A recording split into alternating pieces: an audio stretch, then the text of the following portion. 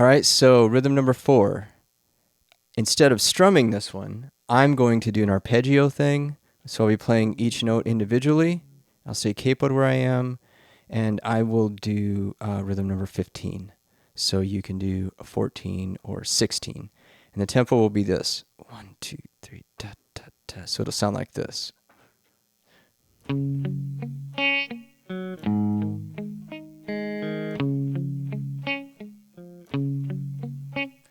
1, 2, 3, 4, 5, 6. Here we go. 1, 2. We're starting on the 4 chord. 1, 2, 3, 4, 5, 6.